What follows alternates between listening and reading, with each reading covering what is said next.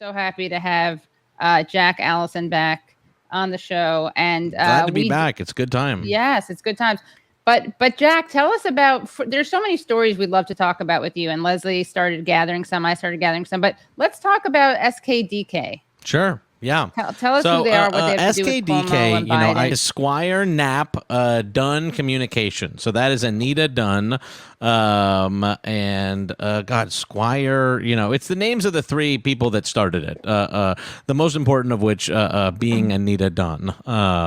So Anita Dunn is basically what SKD Knickerbocker was a bunch of Obama, people who would end up going on to work for a lot of Democrats, creating a consultancy firm. So in 2004, they created a consultancy firm, and this firm went on to work for Barack Obama, Joe Biden, Andrew Cuomo, Bloomberg, just your murderer's row of all of the worst Democrats, of the last 20 years. And then after the Obama administration, they went truly fully mask off at that time. Like, I think at that point, everybody was figuring like, well, we're not going to have to go back to Washington, D.C. We're not going to be part of a campaign ever again where anyone's ever going to care about, what we've done. And so after the Obama White House, they went fully mask off, and SKDK full on, was, lobbying for the Keystone Pipeline and stuff like that. You know what I mean? Like, they were just actively doing like evil, like full on sort of even milquetoast Democrats would be like, this is just full on evil stuff. I believe that they also, I couldn't find the exact news about it, but they were also, I think advocating for someone like Postmates in New York so that they were able to classify tips as part of the hourly wage. Like, just truly gross shit, and then Joe Biden, the time comes around, it's 2020 at this point. Joe Biden is limping in at like third place in the at fifth place, I feel like at this point, in the Democratic primary. And so SKDK, hot off of all their sort of like very, very ugly and fucked up lobbying, like basically takes over the Joe Biden campaign and just starts fully running it. And Anita Dunn becomes the like communications director of the Biden team. So Anita Dunn is the head over there at SKDK, who was also responsible for things like taking a call with Harvey Weinstein. When Harvey Weinstein was having his troubles and his article was about to come out, Anita Dunn is who he turned to for advice on how to weather this kind of stuff. SKDK and the folks involved there also very, very, God, I can't remember the word, but, a big part of founding the Time's Up organization, which was founded basically by CAA and these SKDK people, including Anita Dunn, who was their like head of communications there too. CAA is for the non-Californians. That's the Creative Artists Agency, a very successful and huge talent agency here that represents all of the pedophile sex criminals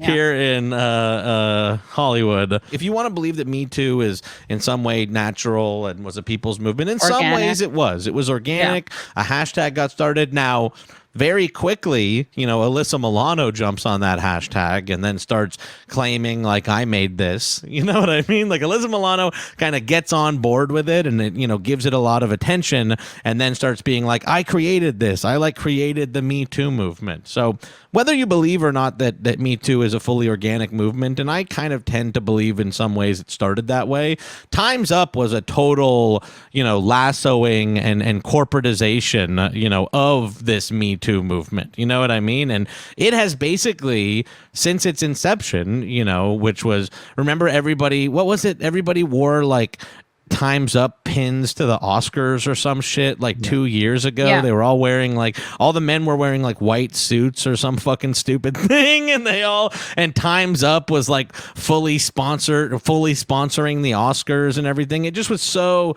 there was this big rollout of like, okay, there's the Me Too movement, and now like if you want to do a Me Too, you go to the Time's Up organization. And so Time's Up, of course, was started by a bunch of people who have vested interest in powerful men like retaining their power. And so Time's Up in a very real way, became a a very literal like gatekeeper of whose accusations are acceptable or not. And usually what was the determining factor of whether an accusation was acceptable or not was whether this was a powerful Democrat who they work with. Right. We know in the 2020 election, obviously, that Tara Reid went to Time's Up thinking that this is the organization that's the pro bono law organization for women to go to, and was basically strung up for months as they sort of did fake make work to hold her up through the primary, where one of the people who was ahead at Time's Up was also working as the fucking communications director for Biden. So Time's Up, and then of course Time's Up ultimately, one of the heads of Time's Up just had to resign because of surprise, advising Andrew Cuomo through his sex crime scandal. Roberta Kaplan resigned. Robbie, they call her apparently Robbie. Robbie resigned because she offered assistance to Andrew Cuomo during his scandal of doing basically decades worth of sex crimes. But Jack, you have to understand, much like I think Anita with Harvey Weinstein, Robbie didn't take any money, I don't think. I think that is the case. Kindness of their own hearts. Yes, the Time's Up organization not only offers pro bono services to women accusers, but also, to be fair, offers pro bono services to the accused as well. Yeah. So It really is. This is really the centrist Me Too. This is the centrist Me Too organization, in every sense of the word, where they offer advisement to the men who have been accused, and they offer some lawyers for the women who are doing the accusing. But this is a real pattern now, and Time's Up was started by CAA, and we're now seeing basically every Democrat who's the last two major Democrat sex scandals have an element of, and also Time's Up tried to kill the story. Which, that's a little bit fucking weird. It is true that what Biden is accused of, goes far further than what Cuomo was accused of. Yeah. And you almost saw Biden, when Biden was finally forced to comment on it, he was very careful about his comment. I feel like I saw a lot of news that was Biden is very forceful. He was not very forceful. He was kind of meek about, they were do you think he should resign? He's like, yes.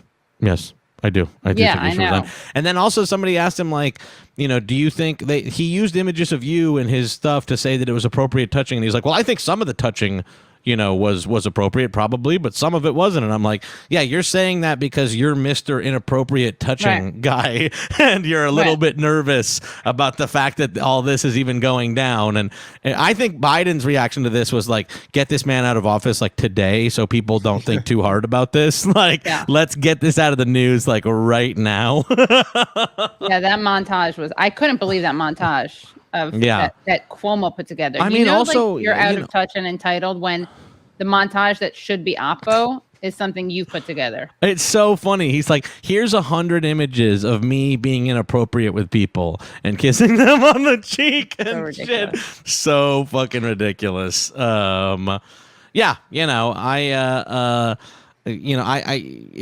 that Cuomo's out. A part of me, if I want to be semi-conspiratorial about it, I'm like, he sure is out over just all this personnel issue stuff and not anything to do with the absolutely fucked up fraud that went on at nursing homes. You know what I mean? Deadly fraud. There are other governors who kind of did similar fudging of the numbers. And that might be kind of a little more of a can of worms to open up. You know what I mean?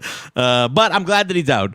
And I do think he sucks majorly. But I do agree with you, Katie, that I think he's leaving an opening for himself. He's like, I don't want to fuck up the government right now, and I'm saying that these are all false, so that he can at some point run again and be like, now everything's calm, and you want Cuomo back or whatever. I think so. And as Ron Kim said, Assemblyman Kim said, it's a soft landing that he kind of orchestrated. Yeah, a soft landing for himself. Yeah. I mean, he did a full fucking hour of accuser smearing on ny.gov, on literally governor.ny.gov. He got his lawyer out, and then he got in on the fun too. He did a full movie length amount of accuser smearing before being like, but with that said, I guess I'll quit because I think that'll be better. Yeah. You know?